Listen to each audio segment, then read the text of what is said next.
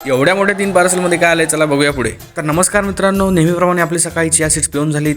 आज black coffee आपण direct क्लासमध्येच घेतली.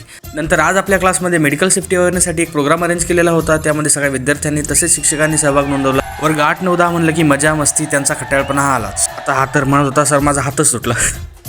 आज शनिवार असल्यामुळे ऑफिसला होती सुट्टी, त्यामुळे काम होतं निवांत. आणि या एवढ्या मोठ्या बॉक्समध्ये आपण ऑर्डर केलं होतं आपल्यासाठी प्रोटीन शेक्स आणि अदर स्टफ जे की आपल्याला डाएटमध्ये हेल्प करणार.